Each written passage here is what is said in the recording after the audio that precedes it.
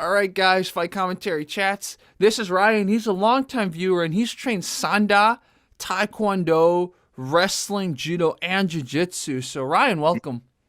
Hey, how you doing, man? I am good. And one of the reasons I wanted to invite you was because you're young, very hmm young, but 18. you also train and know where you stand. I hmm had another viewer, and this is the perfect segue. I had another viewer, probably only 2 years older than you. I hmm think he's only done Taekwondo. He got his black belt in 2 years, which in itself is already kind of a red flag. And since you've done Yeah, Taekwondo, you can weigh in on that. 1 year. And yeah, so he wanted to teach me Taekwondo, which is fine. And I'm like, I'll see where you are. And first of hmm all, I didn't know at the time that he was only 20, right? And I'm not discriminating based on age. I'm just so once he told me he was 20, I'm like, okay, I'm gonna scrutinize a little bit more because we all at 20 thought we were the SHIT. That's just how we were. So he sends me sparring footage from it was probably from a few years ago, and it was pretty bad. And I'm like, Yeah. okay, there's no way he's improved too much because it's not like he's really cross trained. And so I talked to him more, and I realized what was going on was he grew up in a very small town in Australia. Oh, that makes So sense. he doesn't understand that big fish in a small pond effect. I guess Yeah. if you've always grown up in a small town, you really think you know everything. And Yeah. you and I think, because you're an immigrant family Yeah. too. And I've grown up in many, many cities. So I've always known there's a lot to learn. So, Mhm. like, I've never been the type to be like, oh my God, I know everything. Especially when it comes to martial arts. Sure, I'm not afraid to admit when I was much younger, like in middle school and high school, I might have overestimated my ability to fight, but hmm it still wasn't like I was like, yeah, dude, I'm amazing. I was just like, I can take my classmates. That's always what I thought. And, Yeah. even that, sometimes I was wrong, right? So, yeah, let's just get started. So tell me about your Taekwondo training. My Taekwondo training, low key, it's kind of a McDojo. I actually recently went back there because I'm going to Korea over the summer. And Hmm. that's another thing, like visiting all over different countries. I went to LA, of course. You come to Arizona too. Like that allows you to see other people because if you're just trapped in one echo chamber, then you don't see other people training. Of course, I know that when I walk into a jiu-jitsu place, if there's world champions there, I'm getting submitted. I actually trained with the one guy who beat me in jiu-jitsu my entire career at Noki States, and he choked me out in open weight. Wow. And we just had hit a workout earlier. Wow. And there's other guys I know myself in like judo, in taekwondo, in Muay Thai, in Sanda. I know these guys can beat me at their sport. Hmm. So what I attach myself with the ego is not to something like, oh, I'm good at this sport. Oh, I'm good at boxing. Oh, I'm good at judo. I'm good at this or I'm good at that. I attach my ego to the ability to discipline myself and get the work that I want to done and comparing myself to myself rather than others. And I think that it gets rid of the ego and the toxicity that is common in martial arts.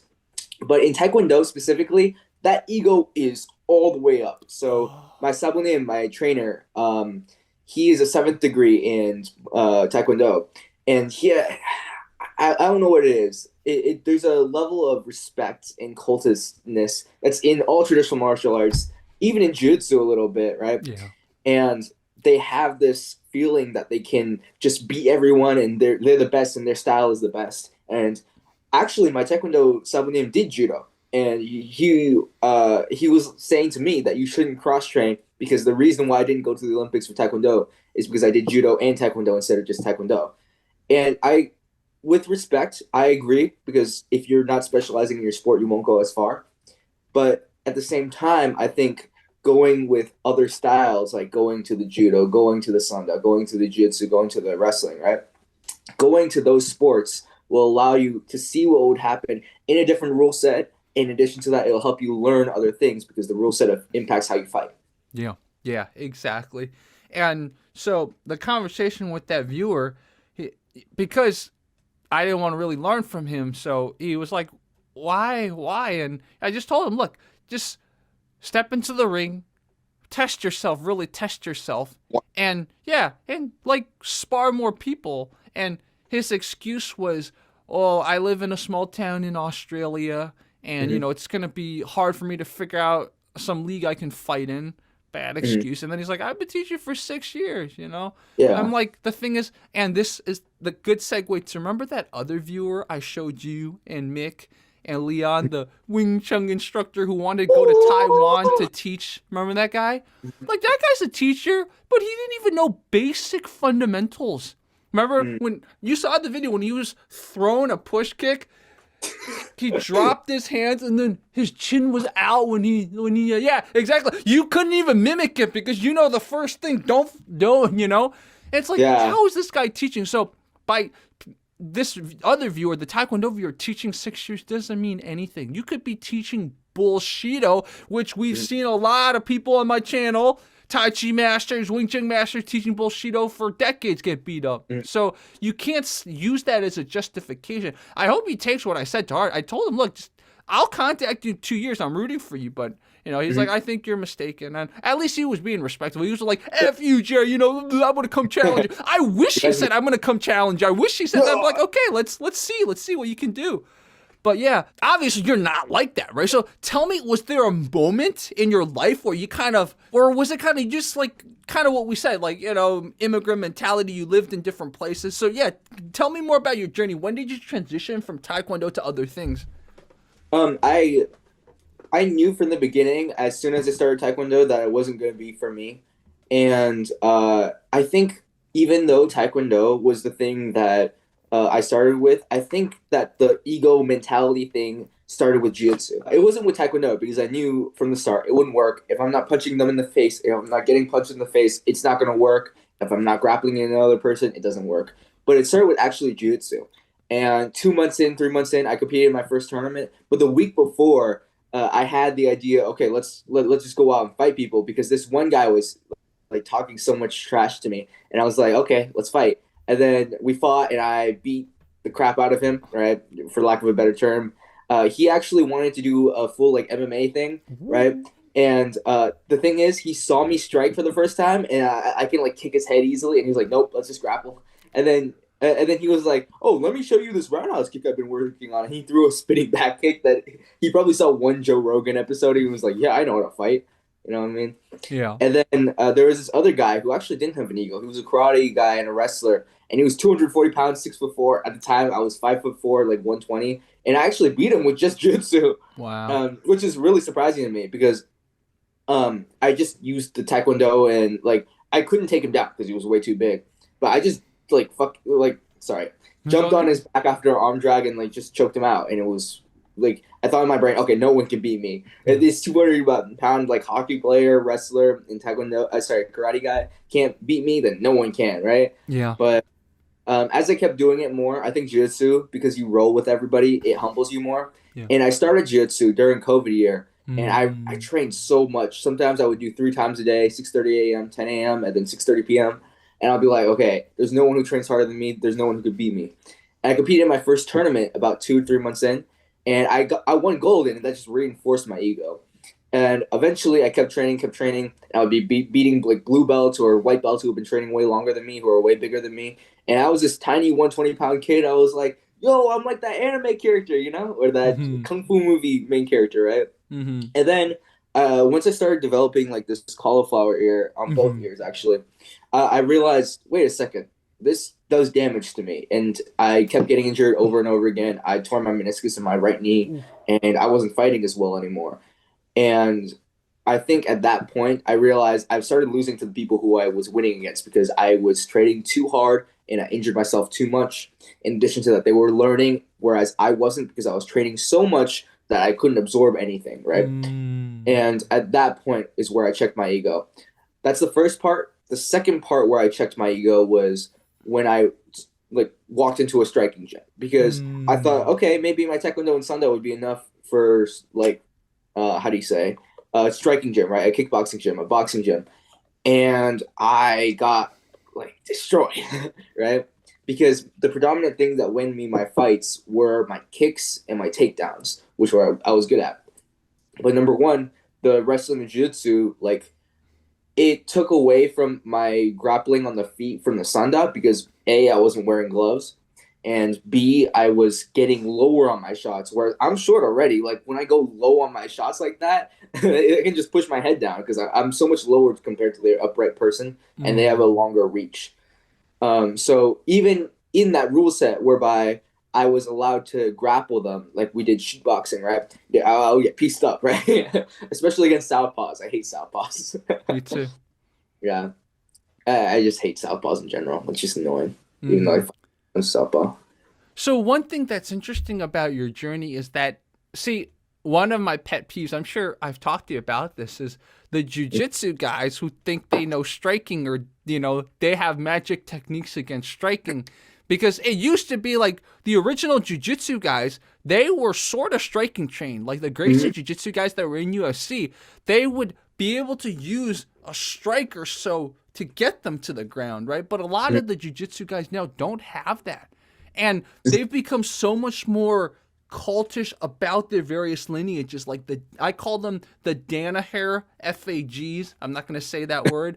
And then, the Gracie, the Disgracie people, of course, like the 10th Planet weird cultists. Like 10th Planet, to its credit, like it's always adapting, but those people are so cultish anyways. My Yeah, point is, exactly.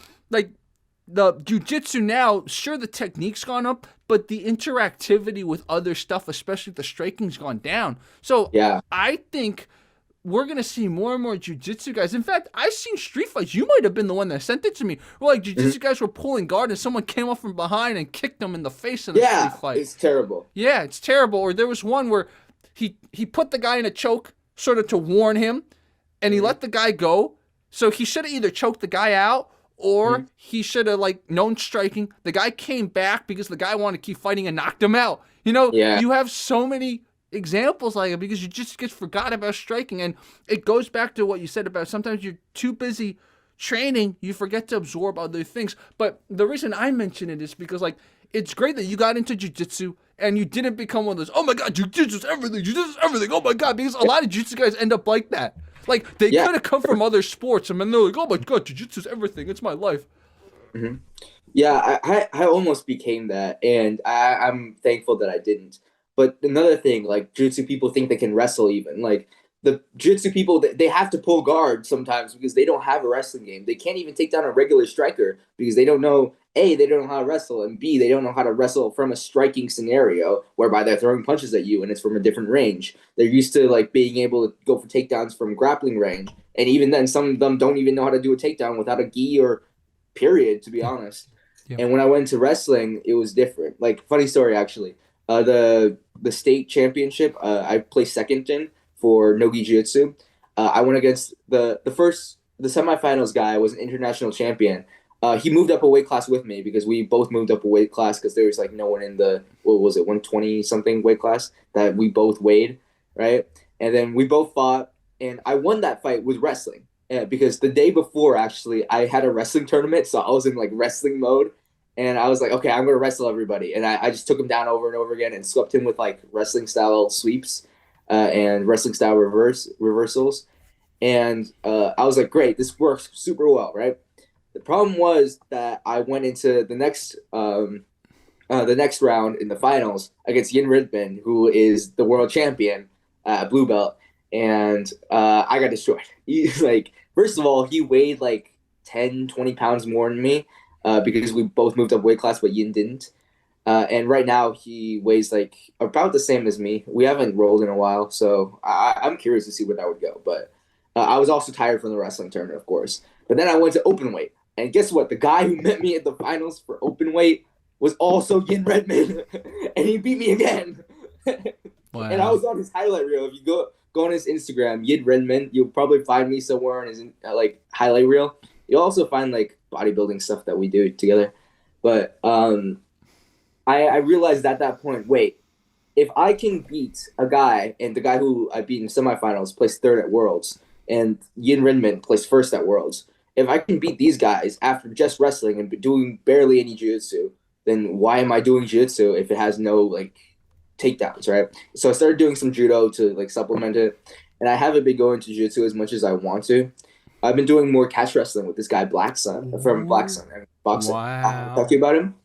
I don't think you've told me about him. Yeah, please tell me more. Yeah, Solomon is the coach at Black Sun, and he does MMA. He's had a few amateur fights, and he's won them using guess what? Guess what he Catch uses? wrestling. Catch wrestling, and Let's think about this. Catch he's a wrestling. he's a Kung kung fu guy. Fu? Yeah, he used Wing Chun. What? Bro, it's crazy. And when I sparred him before, and I'm not a terrible. I mean, I'm not the best striker. I'm not the best grappler. But when I spar him, he feels good, and he beats me using Wing Chun. And Wow, I'm that's like, amazing. and he grapples using Wing Chun. Like my hand fighting from wrestling is really good, but he hand fights using like Wing Chun. And there's like these weird things that he like I don't see that he converts with catch wrestling, and in addition to that, Wing Chun in his hand fighting that allows him to use it. And I want to learn that. Like, I'm Dude, going to I like every week. love this, man. This is why I always tell people don't just accept the standard narrative. There's no one way to become a good fighter. And that's why Exactly. I love featuring cool stuff. I will always till the end of time look for cool stuff. I'm not gonna ever accept, oh my god, there might not be some cool kung fu, right? People are like, Jerry, Mhm. man, just drop it. The kung fu doesn't work. I'm like, I'm never gonna accept that because the moment you start adopting that type of mentality, you become like the jiu-jitsu cultists or like Yeah, the modern exactly. MMA guys. Like, I'm so surprised how many MMA guys, when like a standard MMA guy loses now, they make the same excuses the Tai Chi guys or the Wing Chun Yeah, guys make. That exactly. wasn't real MMA, but it's like, come on, people. Like, don't you see you're becoming like the people you were hating on? Exactly. Yeah. But actually, I see Solomon tomorrow morning at like 9. Maybe I'll talk to him about like setting a fight. He has a YouTube channel, Black Sun Boxing. Shout out. But he also has amateur fights. So if I can find those amateur fights, maybe you could do a fight commentary Yeah, breakdown and that would be see who's amazing. been. Yeah, Yeah. yeah, Wow. it'd be amazing to see. I want to watch it too, to be honest. Yeah. Yeah. Please tell them. That'd be Yeah. awesome. Yeah. So, okay. So, you went from that jujitsu and then you started doing wrestling and then you started doing judo.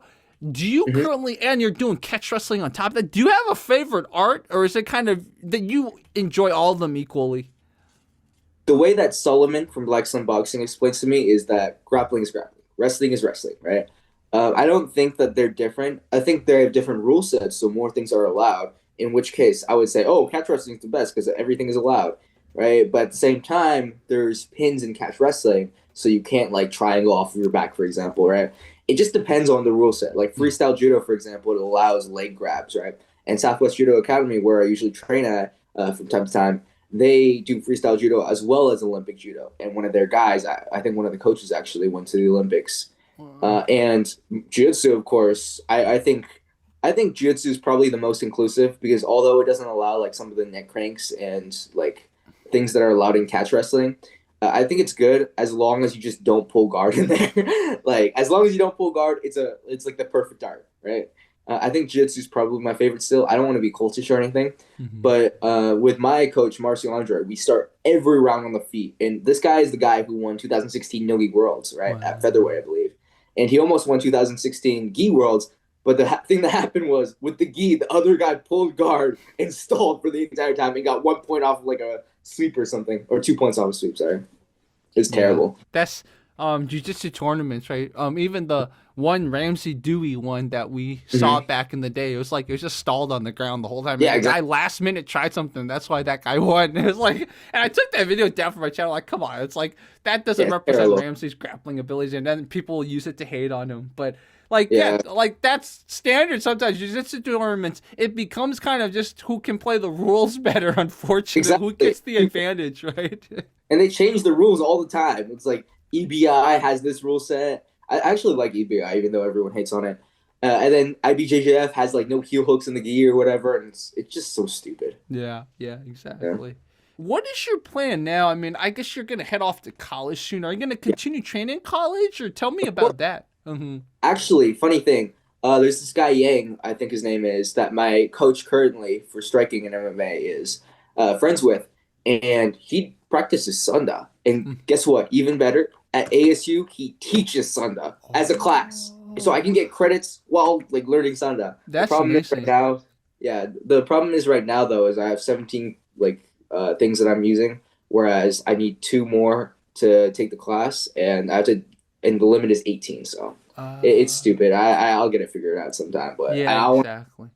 you So know you're it'd be at the point you're already looking at classes at ASU now. yeah. I'm looking at classes and stuff.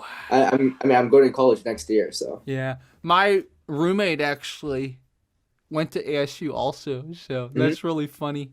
Yeah, Well, that's cool. ASU's cool. Like you can really just make it a party school, right? If you wanted to, and I'm Yeah. sure you'll have some fun there. That's I hate parties, man. yeah, exactly. Just keep training. So, are you done growing? By the way, tell me about that. Have you checked your growth plates? Are they fused? Man, I don't know actually because people keep telling me, "Oh, the lifting is gonna ruin your growth." When in reality, the studies show that it can actually help because Yeah, if you do it correctly, like hanging from bars or doing weighted pull-ups or whatever, it can actually like loosen your spine and yeah, decompress the spine so that you can grow more easily. Of course, if you do like a yoke, like strongman style, just carry as much weight as you can and you load your spine that way. Of course, it'll maybe impact, but that's because you're training like an idiot, right? yeah. But I think my growth plates are done, and people are just like, "Oh, you're short because you lift." No, it's because my parents are both shorter than me. Oh, yeah, that makes I'm not sure sense. if I'll grow. I'm not sure Yeah. if I'll grow. I want to, but I think what hurt my growth a lot was the fact that I have clinical insomnia, as well as the fact that I was weight cutting way too early. Like I shouldn't have been weight cutting as a kid. Like I weight cutted for Taekwondo, for Jiu Jitsu, for like everything. For wrestling Wow. specifically was the worst one. Wrestling was the worst one because I walked around at like one maybe 40ish, and I cut to 126. I had to Ooh. maintain 126 for every single wrestling tournament that I did. It was terrible. Yeah, I can imagine. Like that's why a lot of I know like body dysmorphia happens a lot in wrestlers. People I think Yeah. that's why like wrestlers also have a specific almost you could call it like a weird body type. It's like they're Hmm. so upper body heavy. It's like they got the weirdest type of V. It's not like a bodybuilder aesthetic V. It's like kind of like a lazy V, but it's like intimidating. You don't ever want to It mess with a wrestler, but you look at it, you're like, are these looks guys weird. healthy? Yeah, it's not healthy at all, man. There's Wow. actually this guy Logan though. He wrestled at like 132 this year and like 122 last year, I think. But Mm-hmm. he has the craziest back I've ever seen, like straight V, and he doesn't lift. He just wrestles. Like, Wow. and he I think placed third this year at states, and he won states twice, I believe, freshman year and sophomore year. And he's just a crazy wrestler, and his grip is insane. Like he puts his hands on you, and you can't move at all. Wow. It's just insane. Logan Smith, by the way. I Wow. think he's going to college to wrestle too. Uh, Cool. Well, dude, tell him he should contact me too. If any of your friends, martial arts friends, ever want to send me stuff or talk to me on my channel, just let me know. I'm always all right, down. The reason, especially wrestlers, is because there's not enough wrestling content on YouTube. I agree. And I've been encouraging my roommate who's been on my channel twice who coached wrestling. I told him, I said, dude, you don't realize how much of a voice you have. Like, a lot of people really want to listen. Like, all these cool wrestling stuff on Instagram that I send him, Hmm. he can identify what they're doing and what their flaws are. Hmm. Like, I wouldn't be able to because I don't know enough. And, like, for us, it just looks cool because we like to grapple. So it looks cool. It gives us ideas for grappling. But for him, he knows everything Wow. enough that he can like look at it be like, oh, this doesn't make sense from a wrestling context. Whereas we wouldn't think that. We're just thinking, okay, Yeah, like how can we potentially use this from our grappling? But it's better not to look at everything wrestling, right? Get yeah. him as a filter or someone like you're a wrestling friend or you've done wrestling and be like, Hmm. okay, like this is not even a good thing in wrestling, so don't incorporate it. Actually, funny thing. I started wrestling really late. I started wrestling my junior year, like halfway through, and I had like 1.5 years. And I'm a pretty bad wrestler, but I still beat some like varsity guys, like the Pinnacle High School wrestler at 144. I beat or whatever, and that was after I went to the hospital, and that was Wow. nice. But I tore my LCL, I think, like January, so I wasn't able to like wrestle for varsity. And then for my senior year, literally every single guy on varsity that year was either a state placer or a state winner, and I Wow. had no shot at getting on there because they're all seniors and they're all leaving next year. Yeah. So it is what it is. But I wish I could have wrestled for states, but at the same time, like it was unrealistic as a person who wrestled for less than a year. Yeah. Is But it possible at ASU to at least like train with the wrestling team or train like with club wrestling or something like that? that's what I want to do, and that's what my friend Amin, who's actually a boxer who fences, who well, I should say a fencer who boxes. Mm. And what he did was he would fence and then just go train with the wrestling guys. He didn't learn much out of it, but he's a jiu-jitsu blue belt, fake jiu-jitsu blue belt. I know you're watching this, Amin. Uh, and he learned a few things, and he actually went to a Sanda gym, and he just ankle picked everybody, Oh, I and they didn't know bet. how to defend it. Yeah. Yeah, Like I don't know why the people who do Sanda in Arizona are so bad. Like it's sad to see. Yeah. Wow. Like I like it's sad because I can take all of them down and I can beat them on the feet. And I'm not a great wrestler, Wow. nor am I a great striker. Like wrestling's probably the weakest part of my game, actually, Wow. Wow. or Wow. boxing.